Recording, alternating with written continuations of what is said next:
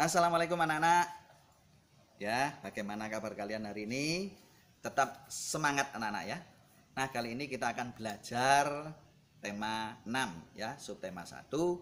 Nah, di sini nanti kita akan belajar tentang puisi, kemudian pertumbuhan dan perkembangan makhluk hidup, dan yang ketiga kita akan belajar tempo pada lagu. Yuk kita simak penjelasan Pak Eko berikut ini.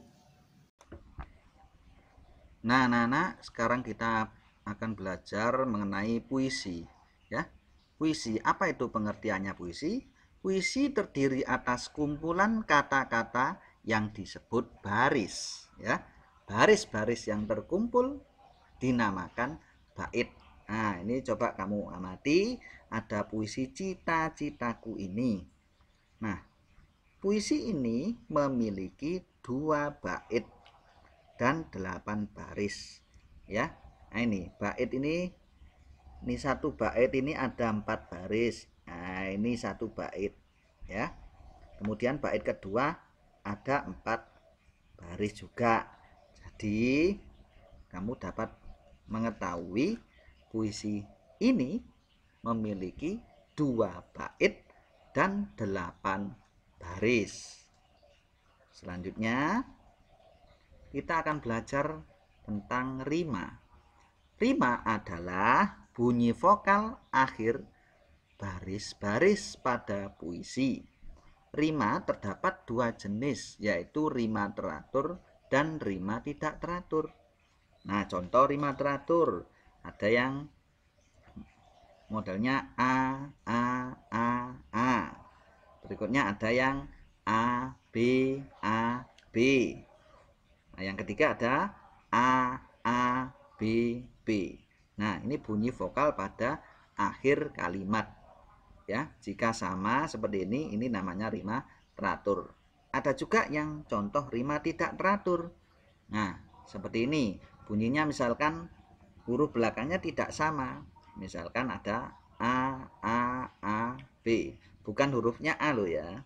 Semua huruf kalau misalkan tidak sama, itu namanya tidak teratur. Antara baris ke-1 dengan baris kedua dengan baris ketiga jika tidak sama itu namanya tidak teratur. Ada juga rima A, B.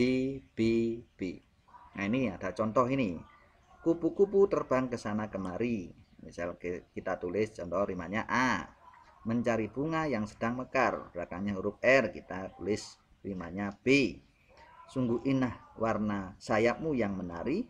Ini I dengan huruf I, baris ke-1 dengan ketiga sama, kita tulis rimanya A. Baris yang terakhir berpadu dengan indahnya bunga yang mekar, huruf R sama dengan baris kedua, kita tulis B.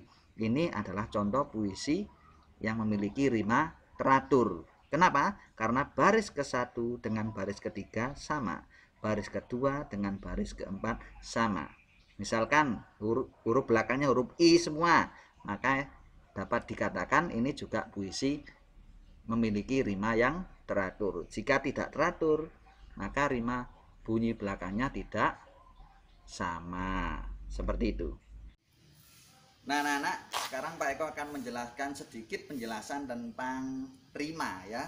Jadi rima itu tadi ada rima yang teratur seperti A, ada A, B, ada A, B. Maksudnya bagaimana? Mari kita simak penjelasan Pak Eko ini. Kamu lihat di rangkuman materimu juga sudah ada tentang puisi kupu-kupu. Nah, ini kupu-kupu terbang ke sana kemari. Ya, kita lihat belakangnya huruf I. Nah, kita beri nama dengan rima A. Ya, kita tandai dulu A. Ya. Kemudian mencari bunga yang sedang mekar. Ya, ini kan berbeda antara yang pertama hurufnya I, yang kedua belakangnya huruf R. Kita namai dengan rima B. Nah, ini bait ketiga, sungguh indah warna sayapmu yang menari. Nah, sekarang baris ketiga belakangnya huruf I sama dengan baris ke-1, kita tandai dengan rima A. Kemudian baris yang terakhir, berpadu dengan indahnya bunga yang mekar. Nah, sama dengan baris kedua. Nah, kita tandai dengan huruf B. Baris ke-1 dengan baris ketiga sama bunyinya huruf I. Baris kedua dan keempat sama bunyinya huruf R. Maka kita beri tanda ini rimanya A, B, A, B. Nah, itu seperti itu, anak.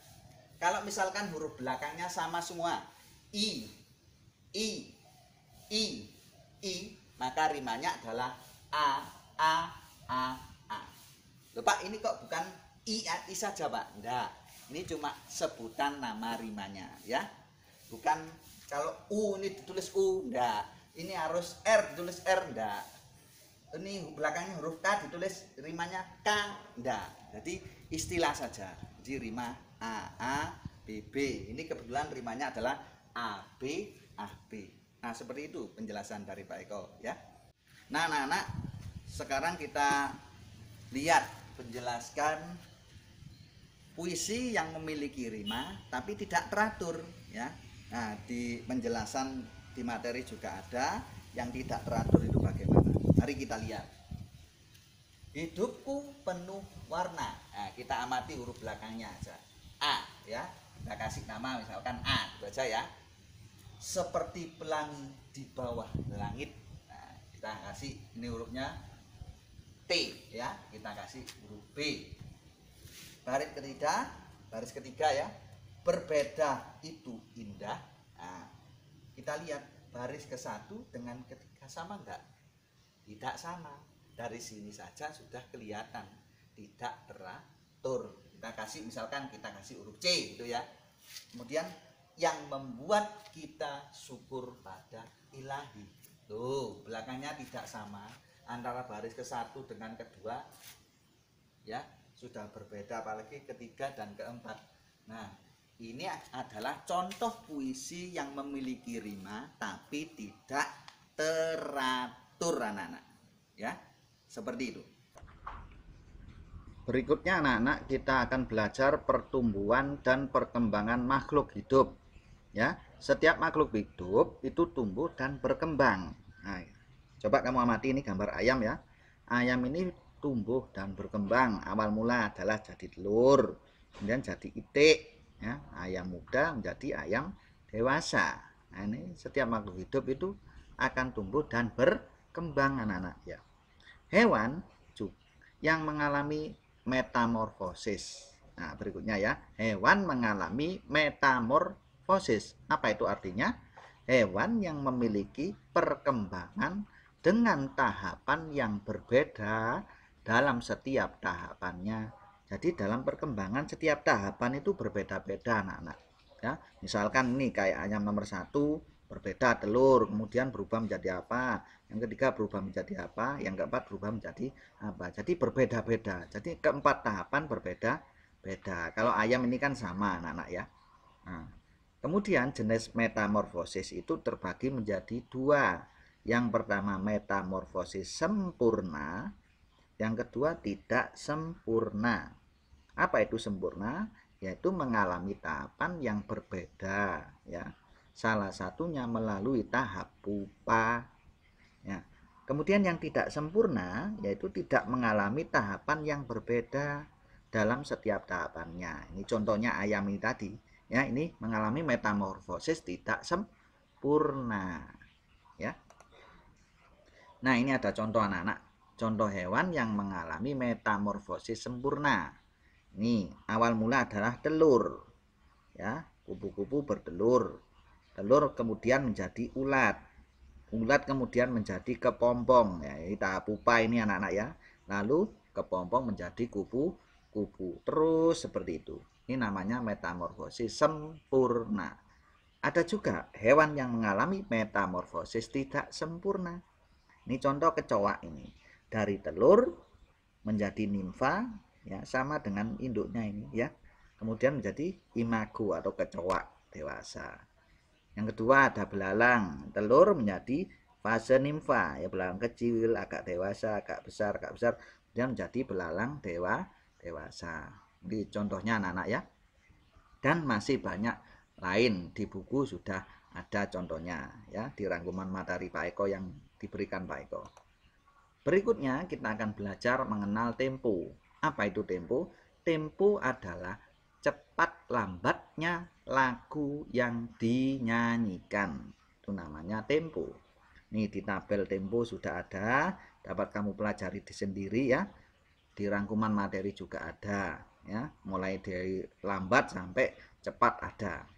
Nah, pada buku paket ini ada 2 lagu anak-anak. Lagu Kupu-Kupu yang memiliki tempo lento yang diciptakan oleh Ibu Sud, dan lagu Tik-Tik Bunyi Hujan yang memiliki tempo andante. Nah, penjelasannya kamu perhatikan Pak Eko berikut ini. Nah, selanjutnya anak-anak, di lagu Kupu-Kupu yang lucu pada buku paketmu, di sini ada terdapat nada yaitu temponya lento. Lento artinya lebih lambat ya. Nah, seperti yang kamu ketahui, lebih lambat berarti nyanyinya juga lambat. Nah, seperti ini. Kupu-kupu yang lucu. Ya, kan lambat seperti itu ya. Bukan cepat. Kalau cepat tidak cocok dengan intonasinya seperti ini. Coba kalau kamu buat cepat, kupu-kupu yang lucu. Nah, kan nggak cocok anak-anak ya. Nah, lagu yang kedua adalah Tik-Tik Bunyi Hujan. Nah, di sini dapat kamu ketahui temponya adalah sedang. Tempo sedang, jadi nyanyinya tidak terlalu lambat, tidak terlalu cepat. Saya contohkan seperti ini. Tik, tik, tik, bunyi hujan. Nah, seperti itu. Sedang anak-anak ya, tidak terlalu cepat dan tidak terlalu lambat. Nah, semuanya itu ada aturannya. Misalkan lagu Tik-Tik Bunyi Hujan ini kamu nyanyikan dengan tempo yang lambat, jadi tidak cocok. Seperti ini anak-anak. Tik, tik, tik, bunyi. Nah, malah ngantuk anak-anak nanti ya. Jadi nyanyi malah ketiduran nanti ya. Ya, jadi seperti itu anak-anak ya. Mungkin penjelasan Pak Eko sekian dulu. Apabila kurang jelas nanti bisa bertanya pada Pak Eko. Sekian anak-anak, selamat belajar. Assalamualaikum warahmatullahi wabarakatuh.